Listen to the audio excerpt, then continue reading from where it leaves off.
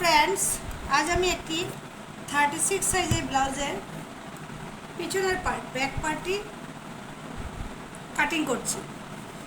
তো ব্লাউজটি 36 সাইজের, arm whole হলো 16, ওয়েস্ট হলো কোমরের দিক হলো 30, আর ব্যাকলেস মানে ডিপ নেক আর কি, আর লেন্থ হলো 14.5। তো বন্ধুরা 14.5 যদি হয়, 14.5 যদি ওর লেন্থ হয়, আমাকে নিতে হবে 15.5। ঠিক আছে,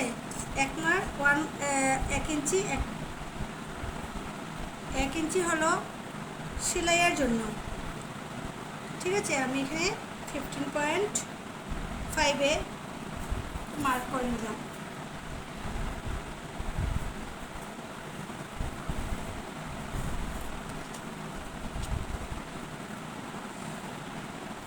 তারপর এটার ওয়েস্ট হচ্ছে, কোমর হচ্ছে 30।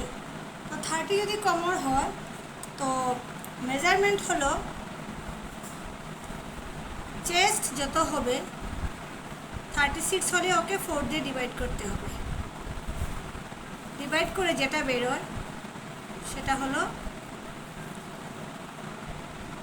চেস্ট। আবার ওয়েস্টটাই বের করতে হলে সেম 30 যদি হয় বডির মাপকে 4 দিয়ে ডিভাইড করে নিতে হবে। তো যেটা বেরোবে সেটাই হলো কোমর। ঠিক আছে, তো আমার এখানে কোমর 7.5,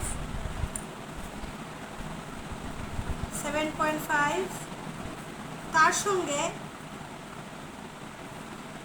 1 ইঞ্চি নিতে লাগবে এক্সট্রা চিকেনের জন্য, আর সাইডের কাপড় রাখবো আমি এখানে 2 ইঞ্চি।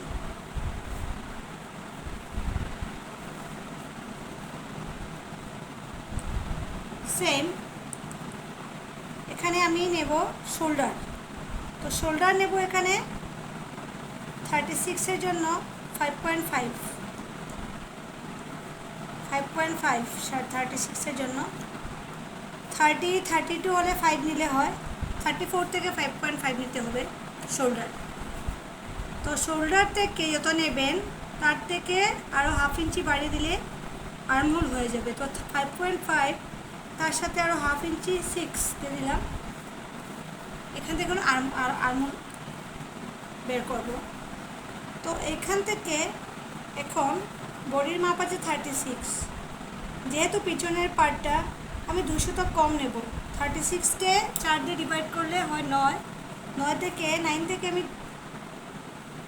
200 কম নেব। এরকম সুতা 9 থেকে 200 কম নেব,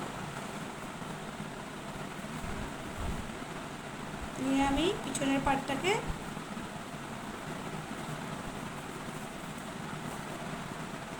টান করে দিলাম।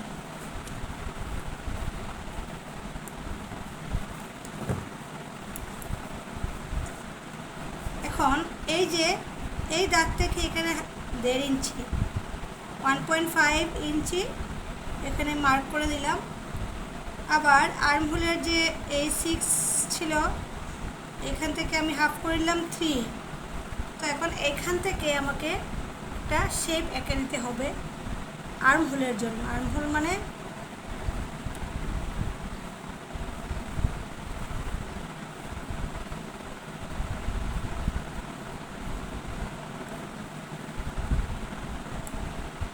ঠিক আছে, দেখেন আমি এখন মেজারমেন্ট করে দেখাচ্ছি।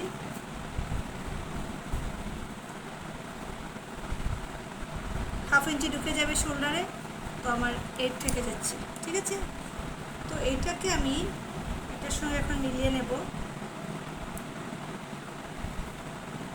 আর তার সাথে 2 ইঞ্চি এক্সট্রা কাপড়।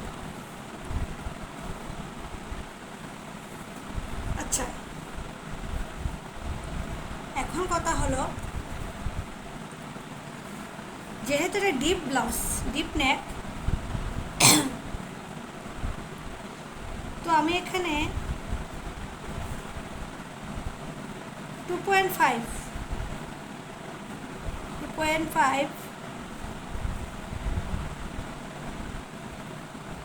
2.5ও নিতে পারেন বা 2.2 নিতে পারেন। 2.2 নিয়ে নিলাম আমি। 2.2 ছেড়ে ডিপ নেক হবে তো,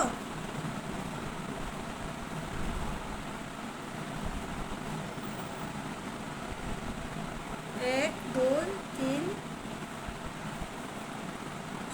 আমি 12-এ একটা দাগ দিয়ে দিলাম। ঠিক আছে, 12-এ একটা দাগ দিয়ে দিলাম। এখান থেকে আমি 3 ইঞ্চি 3.5 ইঞ্চির মতো একটা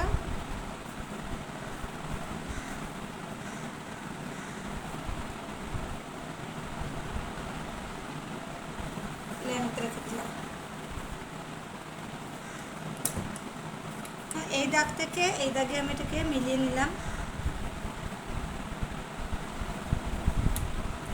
এখন সুন্দর করে একটা আমি শেপ দিয়ে দেবো।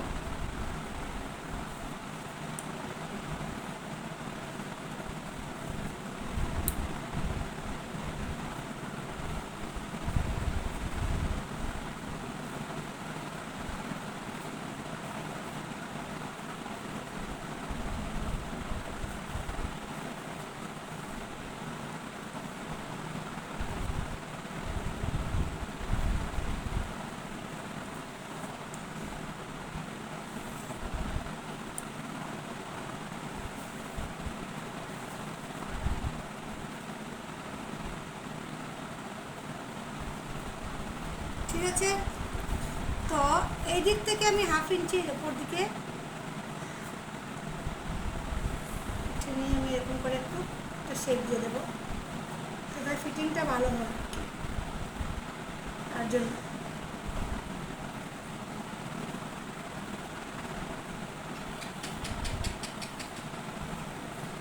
ঠিক আছে, এদিকে 200টা কমিয়ে নিলাম। এখন আমি এটাকে কাটিং করছি। চলো,